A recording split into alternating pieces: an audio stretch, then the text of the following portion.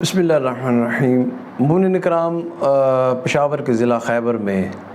کچھ برادران اہل سنت کے مفتیان اکرام نے فتویٰ دیا کہ جس شادی میں گانا بجانا ہوگا ہم نہ ان کے نکاح میں شرکت کریں گے نہ جنازے میں شرکت کریں گے۔ اچھا، یہ ہم آپ کو دکھاتے ہیں، یہ الیکٹرانک میڈیا پہ یہ جو خبر چلی، لیکن ہم نے کچھ دن پہلے ایک سوشل میڈیا پہ ویڈیو اپلوڈ کی کہ کراچی میں ایک شادی میں حضرت عباس علیہ السلام کی شرکت، اور وہ کافی مومنین نے اس کو سراہا اور وہ کافی ویڈیو وائرل بھی ہوئی۔ اس پہ بھی بات کرتے ہیں، لیکن پہلے جو مفتی حضرات نے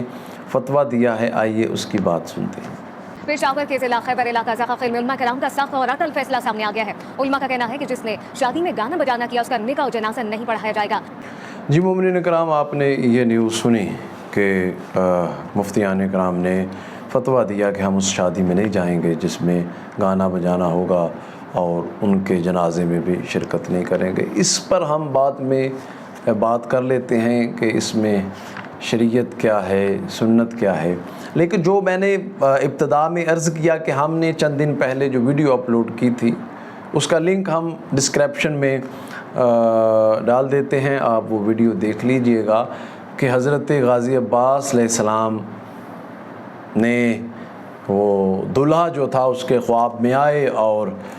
اسے بتایا کہ ہم آپ کی شادی میں، چونکہ آپ نے دعوت دی تھی، ہم شادی میں آئے تھے، مگر تمہارا اس شادی کا ماحول ایسا تھا کہ ہم باہر سے ہی چلے گئے، شادی میں شرکت نہیں کر سکے۔ میں عرض یہ کرنا چاہتا ہوں کہ وہاں شادی میں شرکت کیوں نہیں کی مولا غازی عباس علیہ السلام؟ ہماری شادیوں کا ماحول ہی ایسا ہوتا ہے، ناچ گانا ہوتا ہے، شریعت کی دچیاں بکیری جاتی ہیں، پھر آ جاتا ہے شادی کا دن، اور اس سے پہلے مہندی اور مائیوں اور وہ غیر شرعی، اور یہ زندگی کا سنگم، دولہا اور دلہن زندگی کا سنگم بن رہا ہے، بڑا نازک رشتہ ہے، لیکن ہم اس کو غیر شرعی، پھر باجا آ جاتا ہے، پھر باجے سے جب ڈول جیسے جیسے شریعت کا حصہ بن گیا ہے، جیسے یہ لکھا ہوا ہے، کیا ہمارے ائمہ اہل بیت علیہ السلام کی حیات طیبہ میں یہ تھا؟ تو یہ مفتیان کرام نے جو یہ فتویٰ دیا کہ ہم شادی میں شرکت نہیں کریں گے، ہم جنازے میں شرکت نہیں کریں گے، تو اس پہ مختلف رائے ہو سکتی ہے۔ ایک رائے یہ بھی ہو سکتی ہے کہ ہمیں چاہیے کہ تبلیغ ایسی کرے، کردار و اخلاق اپنے جمعے خطبات میں، اپنی مجالس میں، اپنی محافل میں مومنین کو آگاہ کریں کہ وہ ہندوستان پاکستان بنا تو وہ ہندوستان والے جو اکٹھے ہم رہتے تھے، ہندوستان اور پاکستان، تو وہ جو ان کا کلچر، ان کی رسومات ہم نے لے لی ہیں، تو وہ پاکستان اور ہندوستان علیحدہ ہو چکا،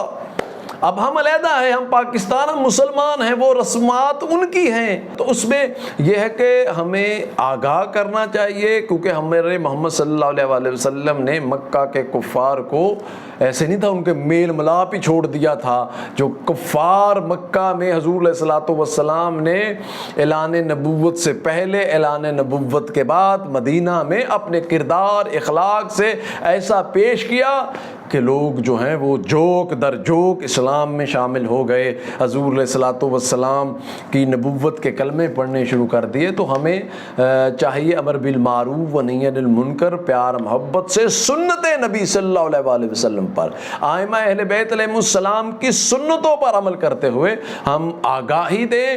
تاکہ یہ بے حیائی اور بے شرمی اور غیر شرعی رسومات جو ہیں وہ ختم ہوں، اور ائمہ اہل بیت علیہ السلام کی سیرت طیبہ پہ ہم عمل کریں۔